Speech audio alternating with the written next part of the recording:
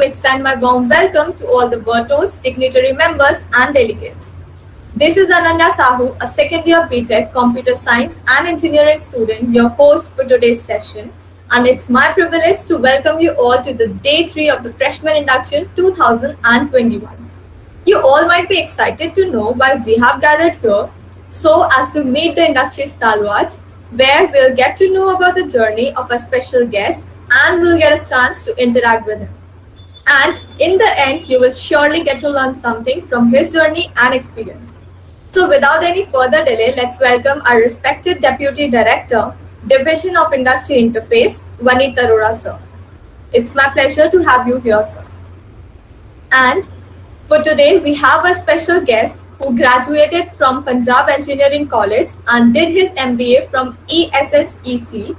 He is a member at YPO, co-founder and CEO at Hashcove, co-author at Author.organization, co-founder and CEO at Cove Identity, director at Chandigarh Angels Network, vice president at Nomura Associate at Lehman Brothers. So if in short I have to say about him, then he is a person who is full of talent and experience.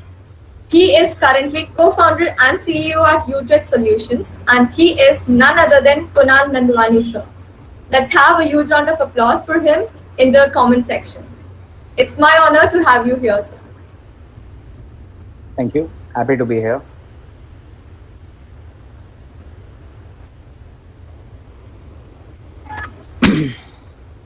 That's great. We're having, yes, sir. Yeah. So Nanya, can I start or how do we? Yes, sir. Yes, sir. You should. You may start. And anything specific you want me to cover in this, or just general guidance and stuff? So just general guidance and stuff. Okay. So hi guys. My name is Kunal Nandwani. If you like what we talk about, you can feel free to connect with me here or offline or otherwise anywhere. On the social media like LinkedIn and Twitter. So let's make this session a little interactive. Would be easier if you can keep typing any questions or thoughts or any queries you have in mind. My intent here is to just generally share some guidance into what to expect, where to go from here now that you've joined the university, and what else you may be looking forward to in the future. And some general principles, frankly, otherwise you are all smarter than most of us. You have access to the same information, we all do. So first things first, I want you all to just for a minute, how many of you have joined CSC because your parents, uncles, neighbors, somebody else wanted you to? Can I have raise of hands or just I? So just say I for those who joined because they were sort of pushed into it. Okay, so there must be some people, right? You're all, I assume, you're all 20 to 22 years or so, give or take. Now you're all adults according to the Constitution of India and worldwide, I guess. You can now make your own decisions from here on. You can vote. Most likely, many of you, if not now, then sooner. So what I would like to say is that you've made a decision to come here, and from here on, every decision is on you. If you truly wanted to be an engineer, great, good for you. If you didn't want to be an engineer, but you have been pushed into this somehow, that's okay as well. Sometimes you follow where life takes you for whatever reason, good or bad, right? And anything can still happen. Most importantly, what I say is that you must all think about where do you want to go from here? What do you want to do from here? My suggestion, recommendation is that A, spend more time with yourself. Do not just keep watching screens, laptops, mobile phones, social media, etc. You should try and find time for yourself when you are alone, when you are staying in peace.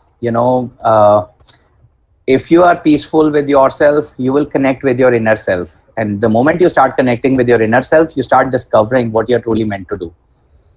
So for those of you who wanted to be engineers, for those of you who don't know what you want to be, which I'm expecting many of us could be, how do you discover what you want to be?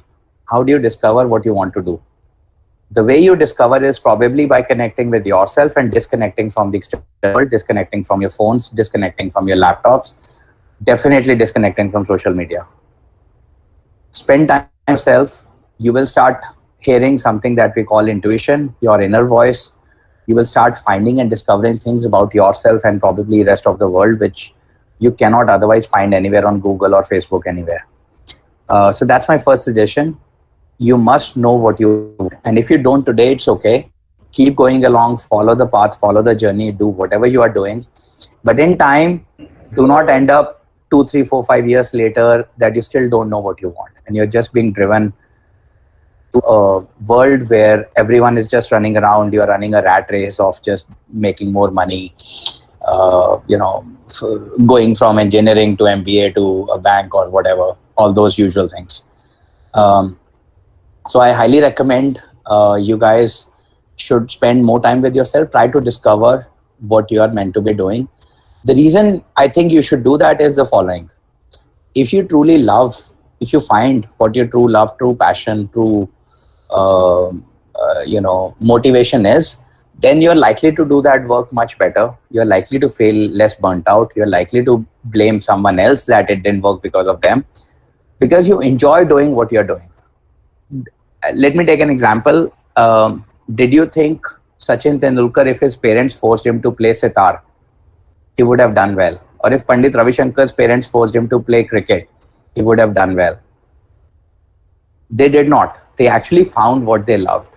They kept doing it for a long time and they loved doing it. And hence they ended up being great at whatever they did.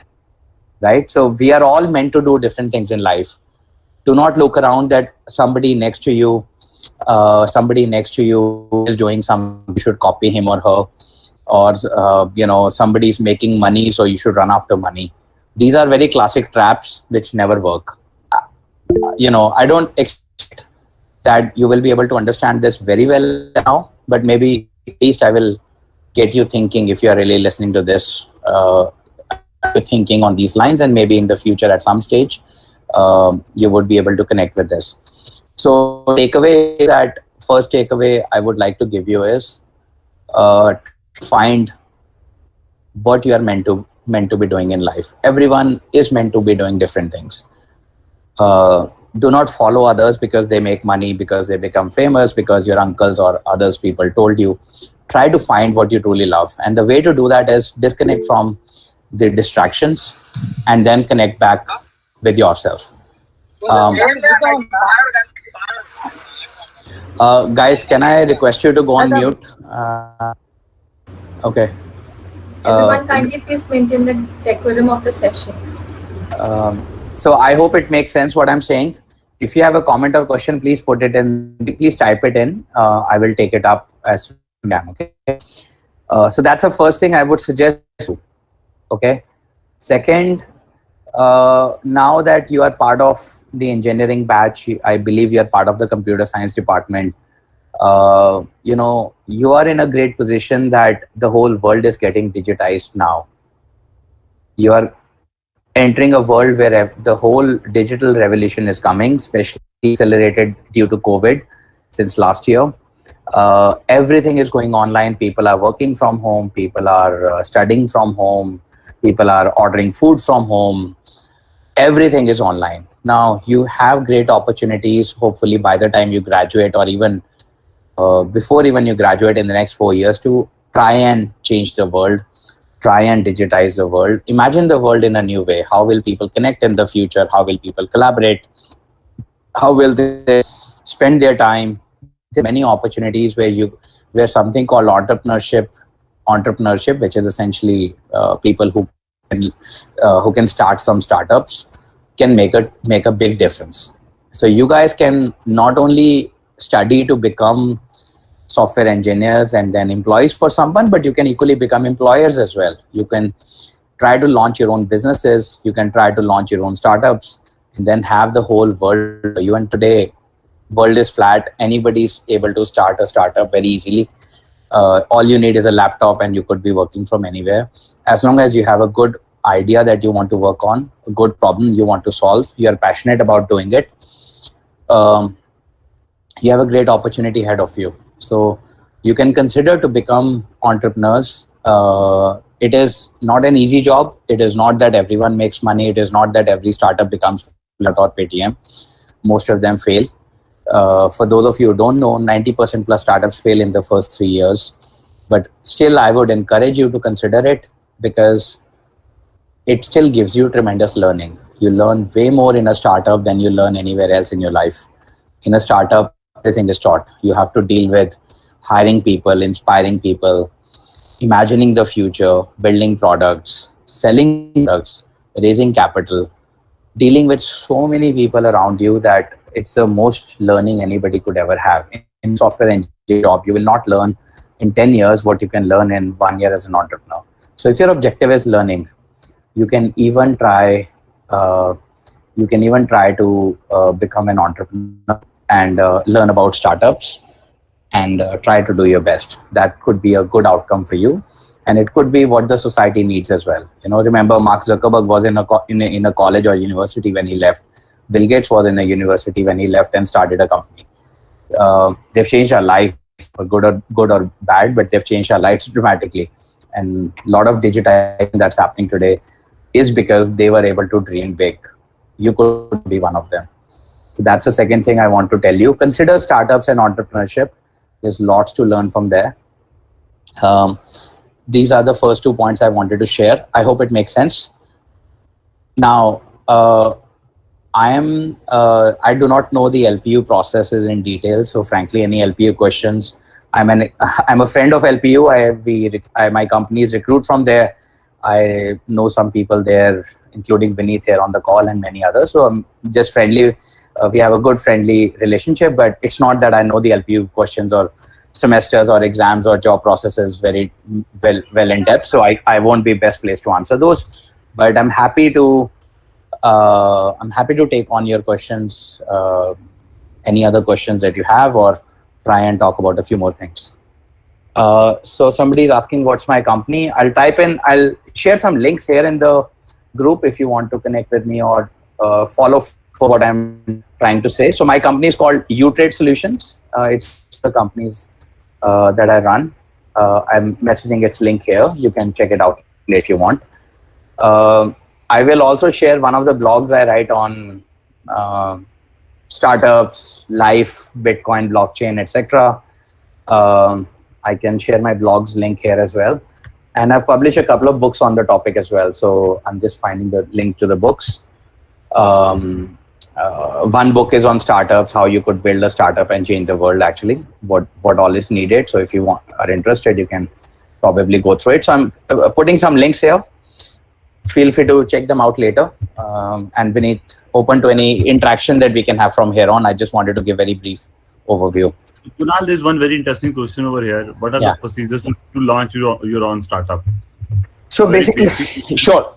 So I'll try to answer this in a few minutes. Obviously, I know you guys are getting lots of information in the induction process, and you're meeting lots of people, lots of gyan coming your way. So I think if you have to build a startup, the first thing is you have to imagine what you want to do, why you want to do it. The best way to detail this out, look, in our heads, we have millions of ideas and have hundreds of thoughts and so many thoughts. They all get mixed up. The best way to do a startup, before doing a startup, when you get an idea, let's say you get an idea, and I'll make up a scenario here. Let's say you have an idea that you want to recycle the plastic waste. Okay. So there is lots of plastic lying around on the planet.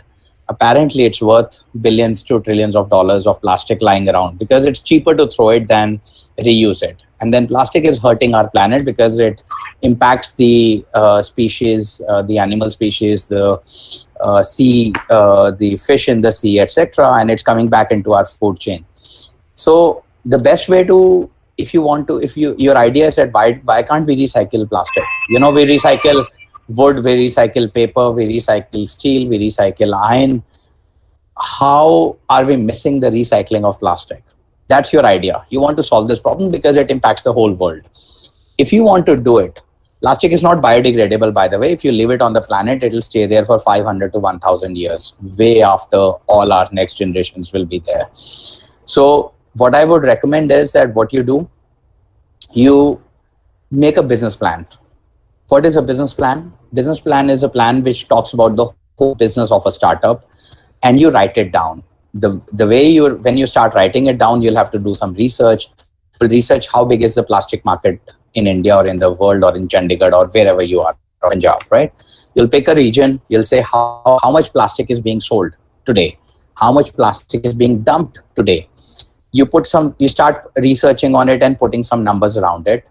When you do that, then your next thing is you will figure out how can you recycle, how will you resell it, what's the cost of recycling, what's the process for it, what are the etc. So you essentially identify your problem, write down its business solution, how will you build a business on it, talk about your competition, who would you be competing with, talk about how much budget would you need to set this up, how much investment will you need to take to make this work, and then talk about how's the market, is it likely to grow from here or not, how will you hire the people, the whole execution plan.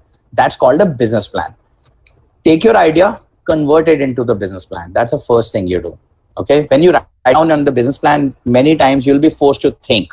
Many things you feel you know, but you don't, because devil is in the detail. When you get into the depth of things, you start realizing, you start learning. When you have the business plan, then you go and bring in some co-founders. You can't do a startup alone.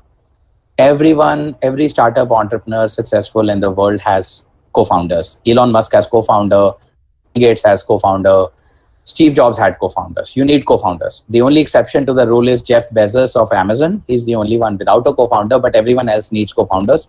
So would you. If you want to do a startup, write your business plan, then go and bring in a co-founder, and bring in a co-founder who is complementary to you.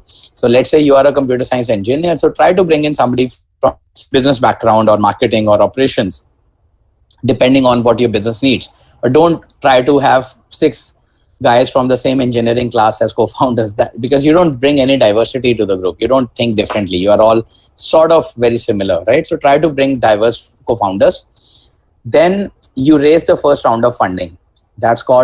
First round of funding is called friends, families, and fools. Anybody who invests in idea stage, either it's your friends or family who will back you. They'll give you the money they are willing to lose in the worst case because they want to support, they're emotionally attached. And some other fools might come in and invest. But when you get this round of funding, you then start hiring a few interns, you start building your product, you start building your process, you start selling.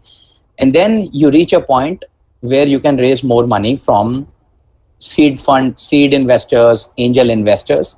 I run one of the angel network groups of Chandigarh called Chandigarh Angels Network, which I started about 6 years ago.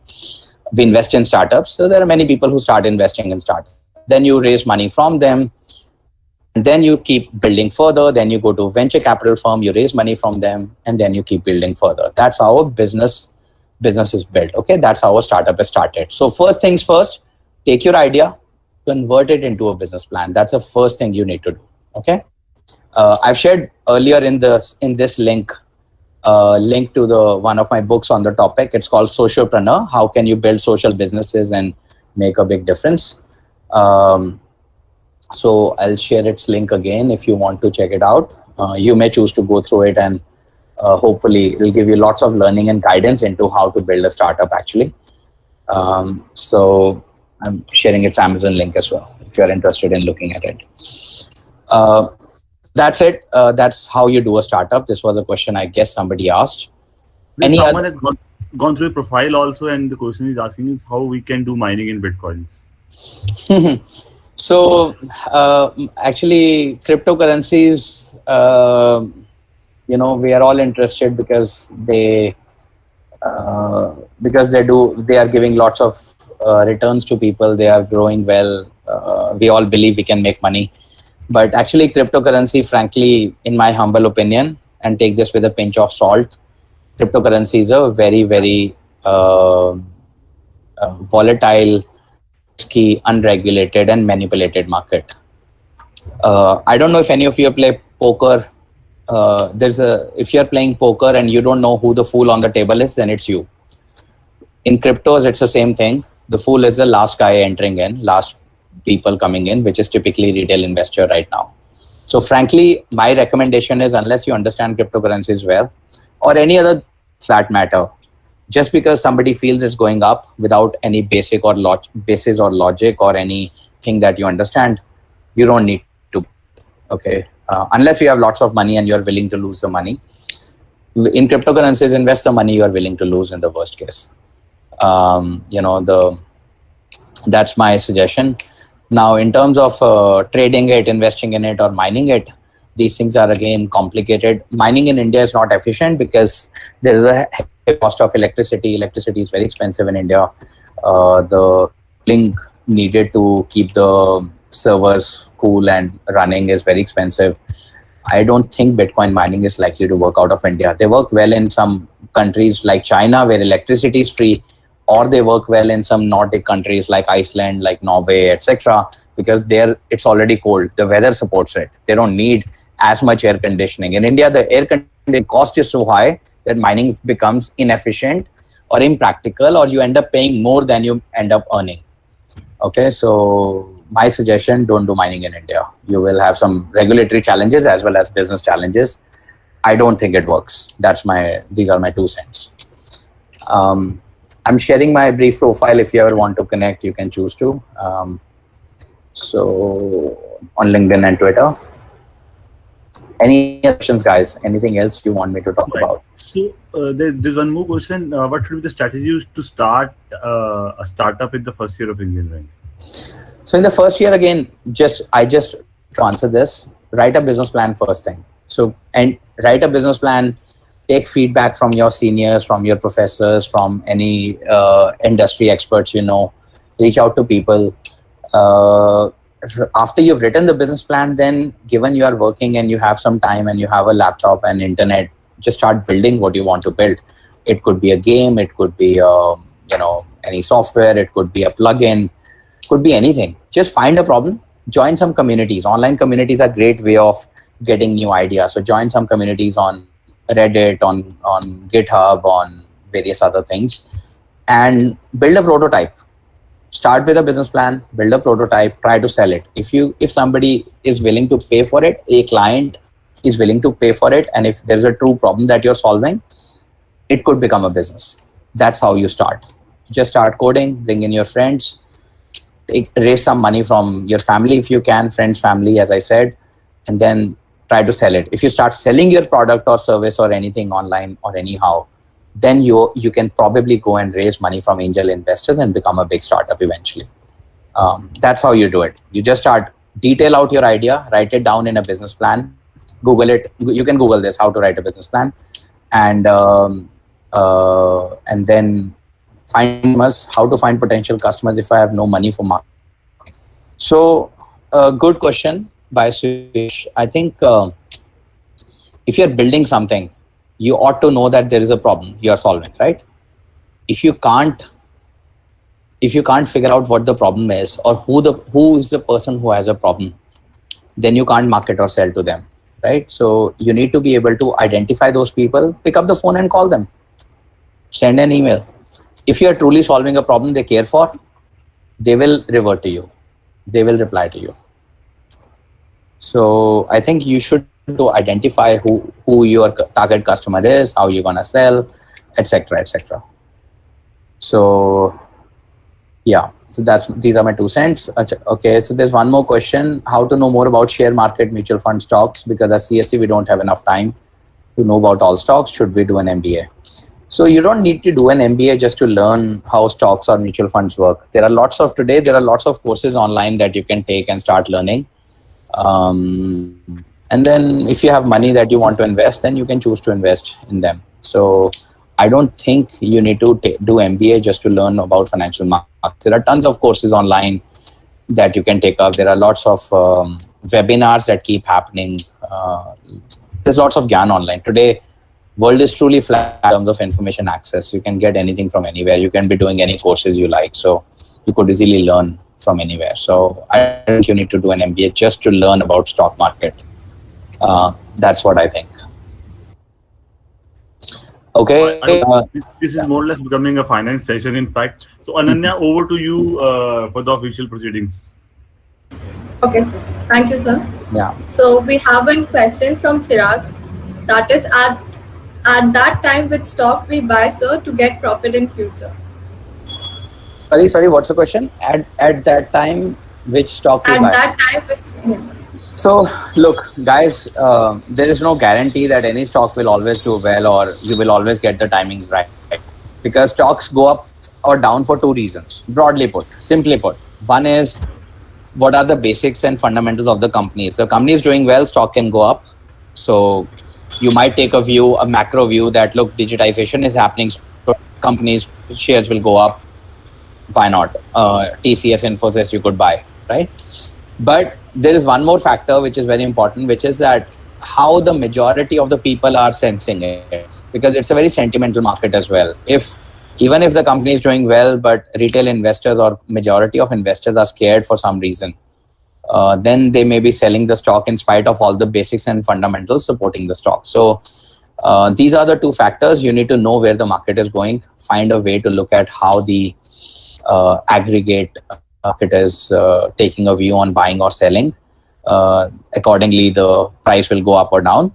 And secondly, how the basics of the company are. Do they have good founding team, management team, are doing well? Is their industry doing well? There are lots of fundamentals you can study, and then a million other things I can tell you. But it's a full few weeks workshop, if not few days, and tell you much more in a minute, I guess.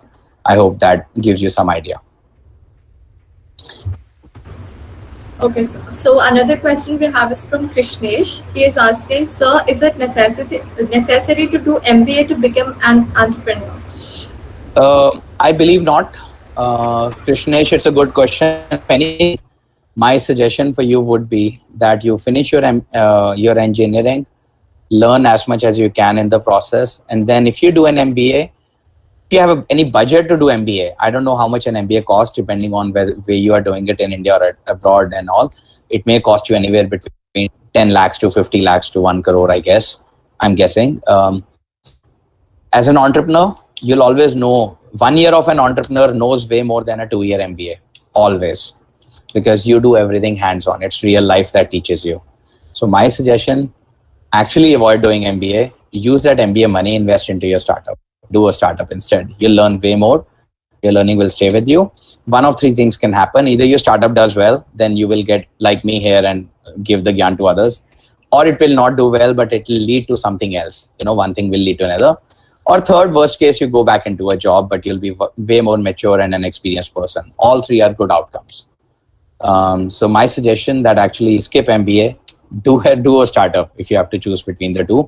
And after the startup, you'll a year or two of startup, even if it fails in the worst case, your learning will be tremendous, and that's something which will stay with you for the rest of your life, and that will be worth the experience. Okay, sir. So another question we have is from Aditya. How leadership skills affect the startup? On what things should we focus to develop leadership? So look, the first thing, when you're doing a startup, you're trying to genuinely do something relatively new, relatively differently. And when you're starting with limited or no budget, you need to have great you should be a good orator. You can speak well, you can sell well, because you have to sell your idea first to your family, then to your co-founders, then to your employees, then to your investors, then to your clients that you will build this and sell it to them, etc. So the selling skills are way more important initially.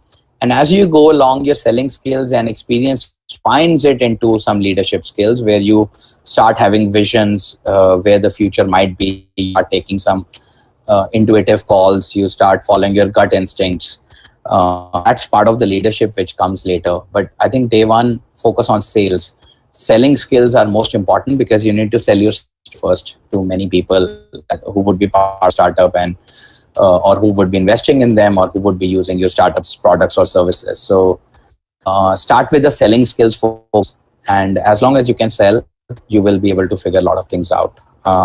They will graduate into leadership. For leadership, you need some experience, some practical learnings that only experience and time will teach you. Selling with experience will graduate into leadership. That's what I feel. Okay, so another question we have is from Rohit. Which programming language would be the best for campus placement? Look, it's an interesting question. I assume you are in the first year. So by the time you graduate, that's like 3 to 4 years later. I think in 3 to 4 years, which programming language will work the most, nobody knows. But at the same time, I think C++ is the basic of everything. Knowing C++ is always important. Otherwise, the web technology stacks are gaining more popularity. So Python and related web stacks are fairly good. If you have to choose, I would suggest focus C++ and Python. So you cover the web stack and the basic application layer stack. Forget if you have to ignore, or if you have to give something else up for this, I would suggest give up .NET, Java, or anything else. Those you can skip if you have a choice. But otherwise, any programming language is okay. All you need to know is how to program, how to efficiently run the data structures, how to manage algorithms, how to efficiently use different syntaxes. In time, programming languages are just slightly different syntax here and there. And by the time you graduate, there might be no code kind of platforms, which will just essentially mean that you write in English or you speak in English and they code it up for you. So the basic things would be sorted with that. So all I would suggest is whatever you're doing, try to do your best. Don't do average work. If you do average work, you'll really go too far. You might do okay and acceptably okay for yourself and for your, you'll do some average work, but go for excellence. Try to find what you really want to do and do it to your best of your ability. That way you'll have great time, I think. Okay, sir. So let's wind up the session as we are going out of time. Yep, I have shared my LinkedIn and Twitter details if anybody wants to connect. Social media is the best way. I've just shared my LinkedIn and Twitter. Feel free to connect. Yeah. Thank you so much, sir, for giving your precious time to us. And that was a really, really great session with you. And I am honored that I've got the opportunity to host a session with you. And thank you, sir, for being here with us. That was a really great session. Sure. Thank you, Avneet. Thank you so much, sir. Thanks for your time. Thank you. Thanks, guys. I hope it was worth your time, and good luck. Yes. And I've shared my Twitter and LinkedIn details with all of you in the chat box. Just follow that and send a message. We'll connect if you want to. Okay. Looking forward to see the campus soon. Sure, Vineet. Thank you. Thanks, guys. Bye. Thank you so much, sir. Thank you, everyone, for being here with us and giving your precious time to us and for maintaining the decorum. You all may leave now. Till next time, signing off, Ananya Sahu.